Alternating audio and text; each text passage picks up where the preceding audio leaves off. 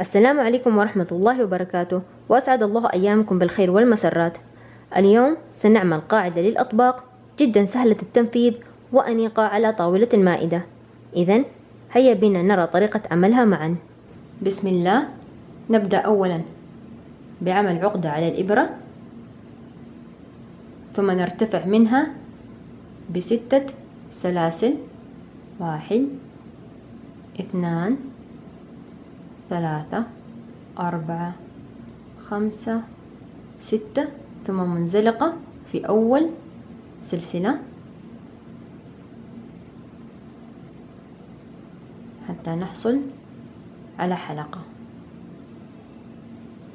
الآن الدور الأول سنرتفع ب3 سلاسل كعمود بلفة، ثم في نفس الحلقة سنشتغل 23 أعمدة بلفة.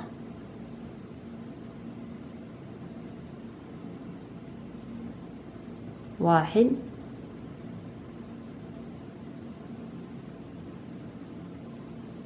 اثنان،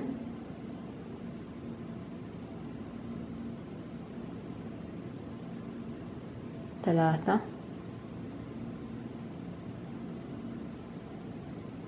4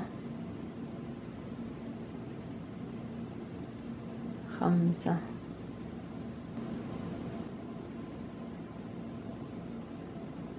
22 23. ومع السلسلة أصبح لدي في هذا الدور 24 أعمدة بلفة. والآن في نهاية هذا الدور سنقفل بمنزلقة في السلسلة الثالثة التي بدأنا فيها هذا الدور.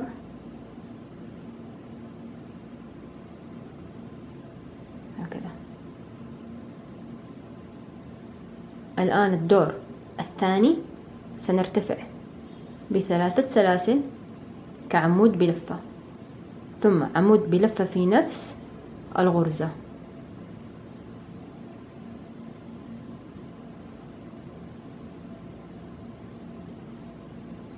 ثم نرتفع بسلسلة كفراغ، ثم نترك الغرزة التالية ونشتغل غرزة تزايد عمود بلفة في الغرزة التي تليها.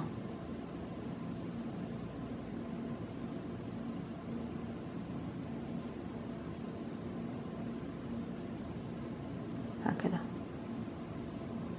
والآن سنكرر، نرتفع بالسلسلة ثم نترك الغرزة التالية ونشتغل في الغرزة التي تليها غرزة تزايد عمود بلفة.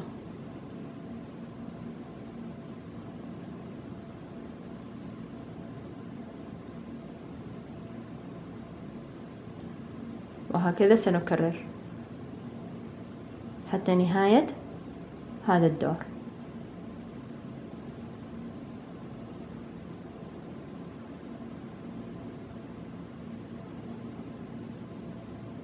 حسنا، وصلنا هكذا إلى نهاية الدور. سنرتفع بسلسلة ونترك آخر غرزة موجودة هنا، ونقفل الدور بمنزلقة في السلسلة الثالثة التي بدأنا فيها هذا الدور. هكذا سنحصل في هذا الدور على 12 مجموعة أو 12 وحدة، بين كل وحدة ووحدة فراغ بمقدار سلسلة. الآن الدور الثالث سنرتفع ب3 سلاسل كعمود بلفة، وفي الغرزة التالية سنشتغل غرزة تزايد عمود بلفة.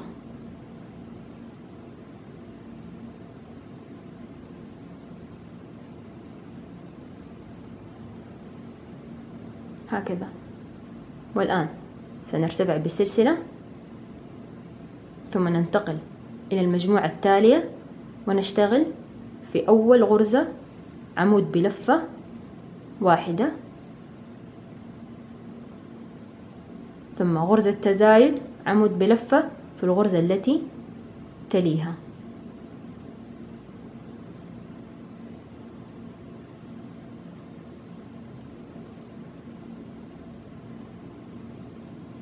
بهذا الشكل. والآن سنكرر، سنرتفع بسلسلة ثم ننتقل إلى المجموعة التالية ونشتغل في أول غرزة عمود بلفة واحدة، ثم في الغرزة الثانية سنشتغل غرزة تزايد عمود بلفة.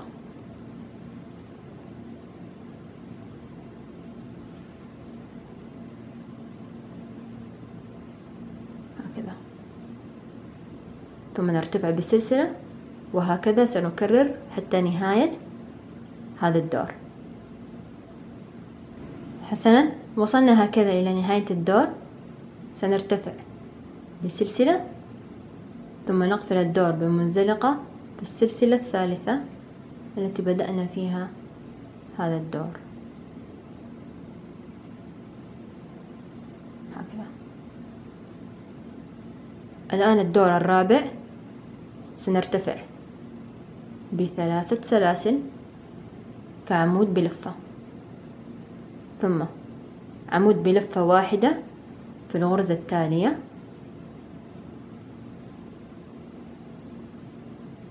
ثم في آخر غرزة في هذه المجموعة سنشتغل فيها غرزة تزايد عمود بلفة.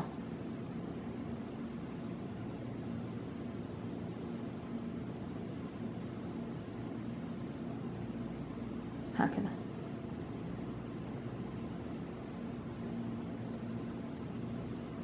ثم نرتفع بالسلسلة، ثم ننتقل إلى المجموعة التالية ونشتغل عمود بلفة في غرزتين متتاليتين،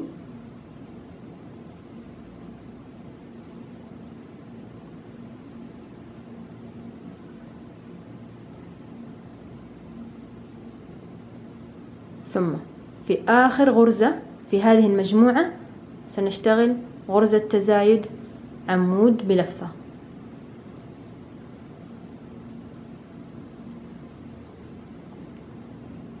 بهذا الشكل.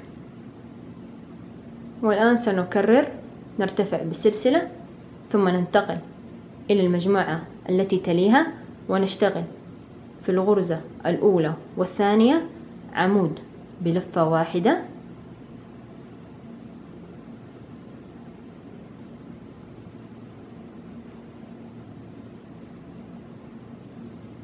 ثم في آخر غرزة في المجموعة سنشتغل فيها دائما غرزة تزايد عمود بلفة.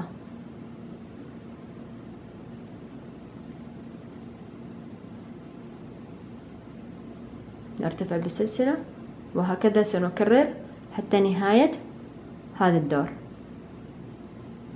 حسنا، وصلنا هكذا إلى نهاية الدور.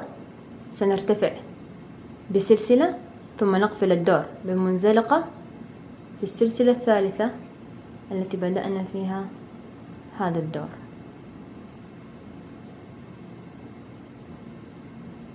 الآن الدور الخامس بنفس طريقة الدور الرابع، سنرتفع ب3 سلاسل كعمود بلفة، ثم عمود بلفة واحدة في غرزتين متتاليتين،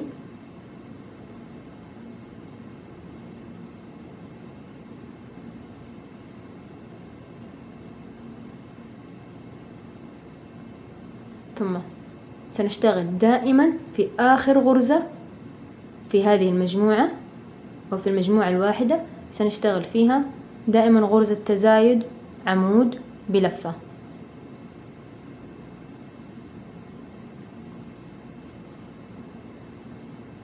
هكذا.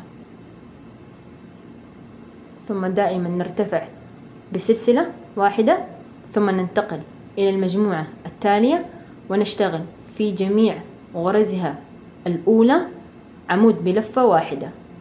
وفي آخر غرزة في هذه المجموعة سنشتغل دائما فيها غرزة تزايد عمود بلفة.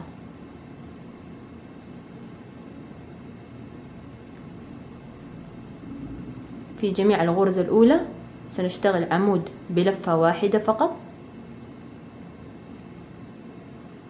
أما في آخر غرزة في هذه المجموعة سنشتغل فيها غرزة تزايد عمود بلفة، ثم نرتفع بسلسلة، وهكذا سنكرر حتى نهاية هذا الدور. وسنكرر بنفس هذه الطريقة وهذه الخطوات حتى الدور 11 بنفس الطريقة. في كل وحدة سنشتغل في الغرزة الأولى عمود بلفة واحدة، أما في آخر غرزة سنشتغل دائما فيها غرزة تزايد عمود بلفة. نكرر نفس هذه الخطوات حتى نصل الدور 11. حسنا، هكذا اشتغلنا 11 دورا، لكني أضفت دورا آخر. بإمكانكم الزيادة في عدد الأدوار على حسب حجم الصحن الذي سنستخدمه عليه. فهنا أصبح لدي 12 دور. الآن سنبدأ في عمل إطار حول هذه المفرشة. سنغير لون الخيط ونبدأ بعقدة على الإبرة، ثم سنشتغل مباشرة مثلا في هذه المجموعة. في أول غرزة في هذه المجموعة سنشتغل فيها حشوة،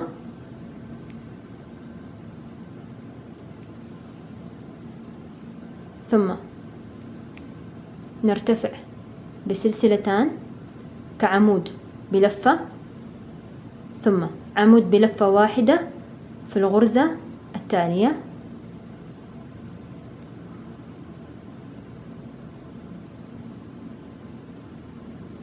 ثم عمود بلفتين في الغرزة التالية. سنشتغل هنا غرزة تزايد عمود بلفتين.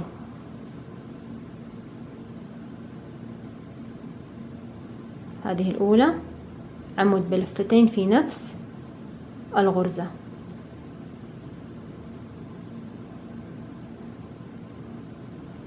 هكذا، ثم عمود بلفتين في الغرزة التي تليها،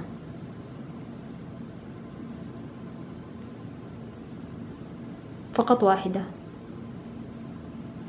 ثم نكرر غرزة تزايد عمود بلفتين في الغرزة التالية،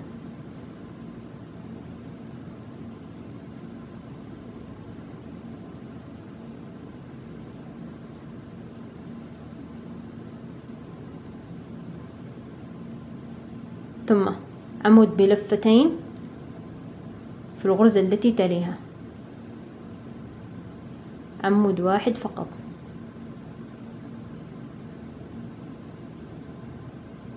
غرزة تزايد عمود بلفتين في الغرزة التالية،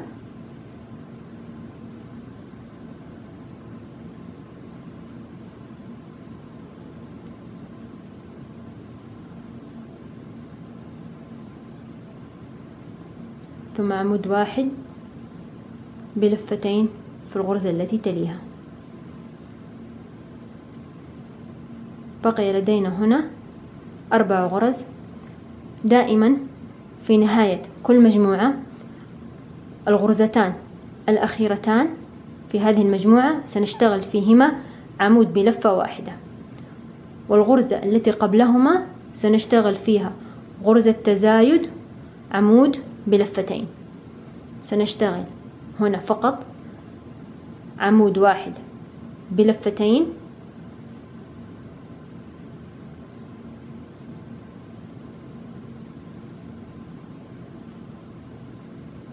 ثم في هذه الغرزة الثالثة القبل أخيرة سنشتغل فيها غرزة تزايد عمود بلفتين،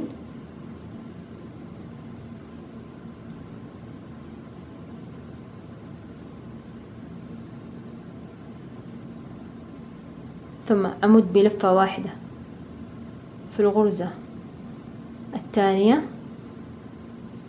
وفي آخر غرزة في هذه المجموعة سنشتغل عمود بلفة واحدة هكذا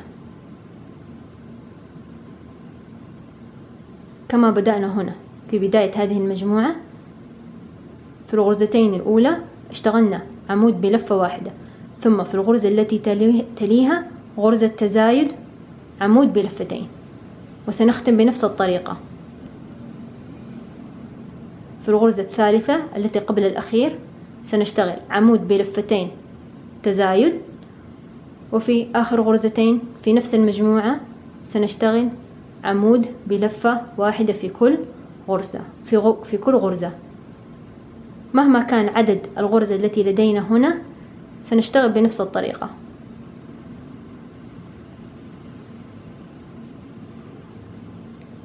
ثم نرتفع بسلسلتان، ثم حشوة في الفراغ التالي، نعود ونرتفع بسلسلتان، ثم نكرر. سننتقل إلى المجموعة التالية، وفي أول غرزة في الغرزة الأولى والثانية عمود بلفة واحدة في كل غرزة، ثم غرزة تزايد عمود بلفتين في الغرزة التي تليها،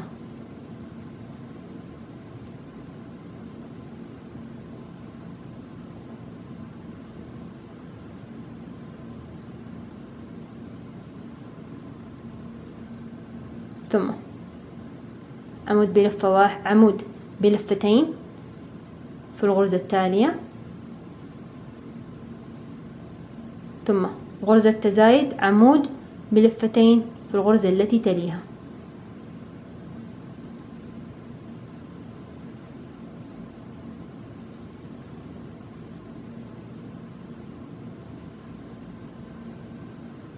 وهكذا سنكرر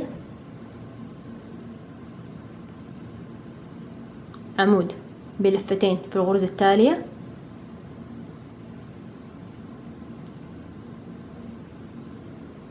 تزايد وعمود واحد، تزايد عمود واحد، ثم في الغرزة التي تليها سيكون تزايد عمود بلفتين،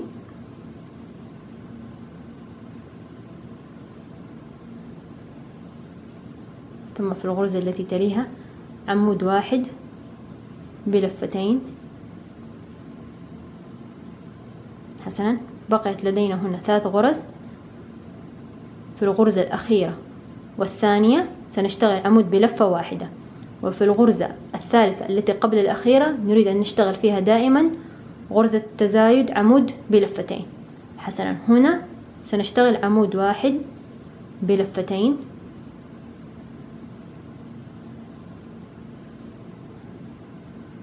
ثم غرزة تزايد بلفتين، عمود بلفتين،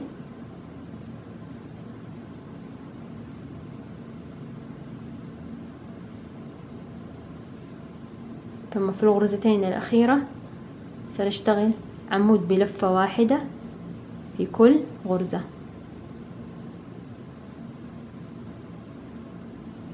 هكذا. والآن سنكرر نفس هذه الخطوات.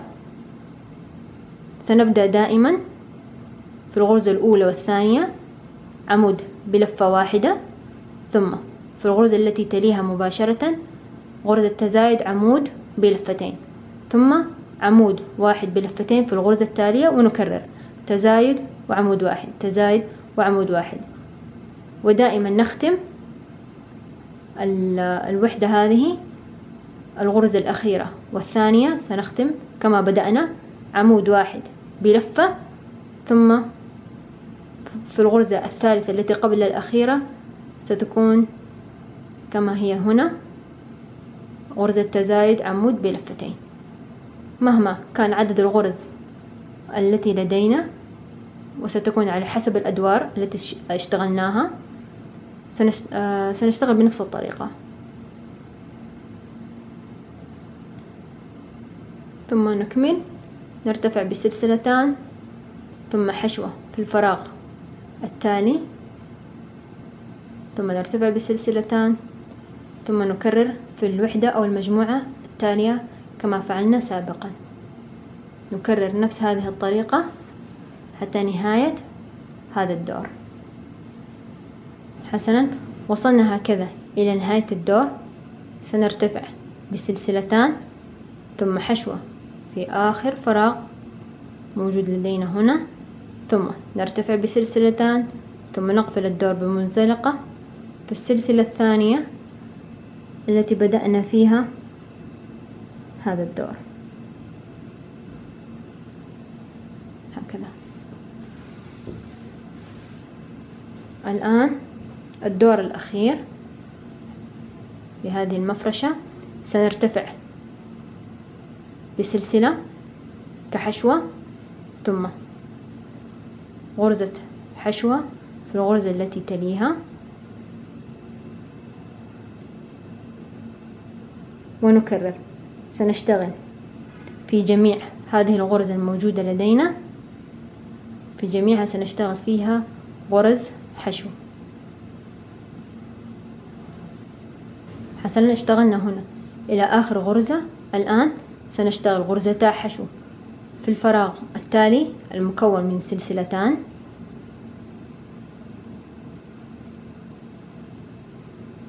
غرزتا حشو، ثم سندير العمل هكذا، وسنبدأ بالعمل حول هذه الأعمدة. هنا هذه الأعمدة الموجودة، هذه الوحدة، في نهاية الوحدة سنشتغل حول هذه الأعمدة. سنشتغل حول كل عمود غرزتا حشو. سنشتغل من الخارج إلى الداخل حتى الدور الثاني.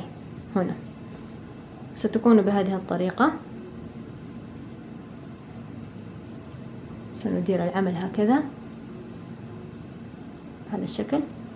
هذه هي الأعمدة الأخيرة في كل دور سنشتغل فيها غرزتا حشو.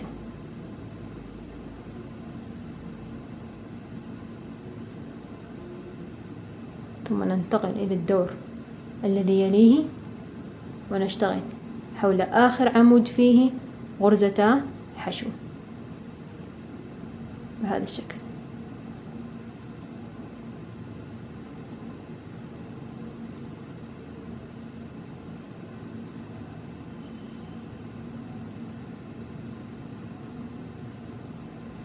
هكذا.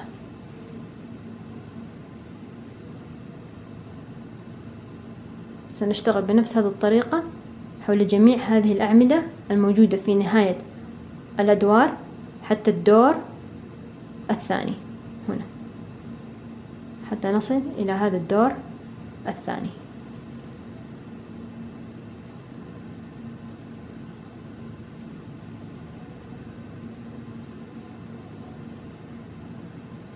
حول كل عمود سنشتغل غرزتا حشو. حسنا، وصلنا هكذا إلى الدور الثاني، واشتغلنا حول آخر عمود فيه غرزتا حشو. الآن هنا في الدور الأول لدينا هنا غرزة متروكة تركناها بين كل مجموعة ومجموعة. هنا سنشتغل في هذه الغرزة المتروكة غرزة حشو. هذه الغرزة المتروكة موجودة في الدور الأول. هنا سنشتغل فيها حشوة، والآن سندير العمل هكذا، وسنبدأ بالعمل حول هذه الأعمدة الموجودة في بداية الوحدة التالية. هذه الوحدة الأولى وهذه الوحدة التي تليها سنشتغل غرز حشو بنفس الطريقة حول هذه الأعمدة.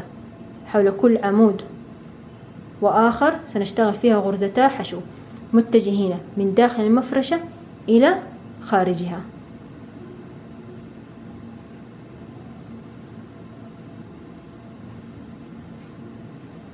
هنا هذا الدور الثاني سنشتغل حول هذا العمود غرزتا حشو.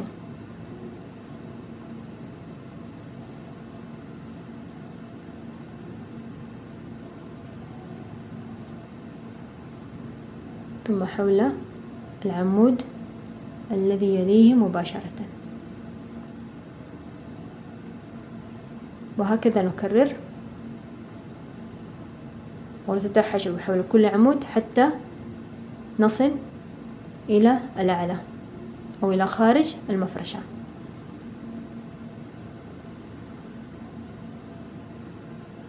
حسنا، وصلنا هكذا واشتغلنا حول آخر عمود هنا موجود لدينا بهذا الشكل.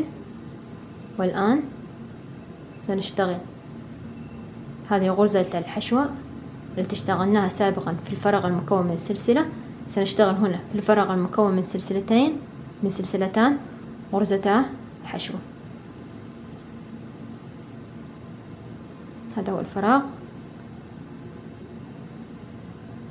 غرزتا حشو بهذا الشكل. والآن سنكرر نفس الطريقة، سنشتغل في جميع هذه الغرز غرز حشو حتى آخر غرزة.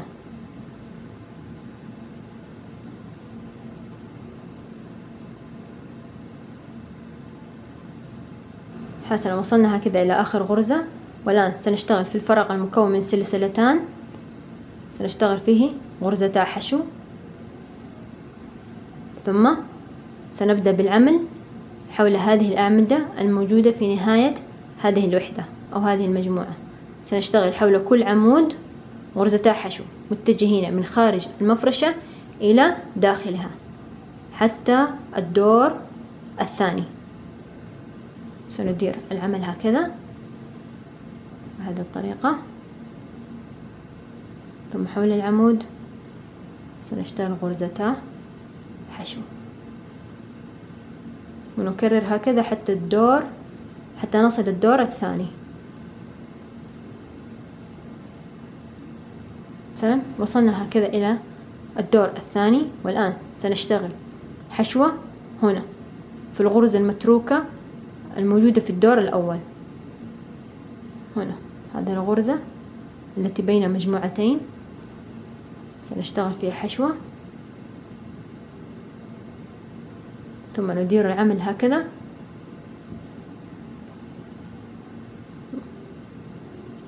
وننتقل إلى المجموعة التي تليها ونشتغل في حول أعمدتها بنفس الطريقة غرزتا حشو متجهين من داخل المفرشة إلى خارجها هكذا. سنشتغل في جميع هذه الأعمدة غرزتا حشو بنفس الطريقة السابقة. حسنا، وصلنا هكذا إلى آخر دور. والآن سنشتغل حشوة في الفراغ المكون من سلسلتان الموجود في الدور السابق، ثم نكرر نشتغل في جميع هذه الغرز غرز حشو، وهكذا نكرر نفس هذه الخطوات حتى نهاية هذا الدور.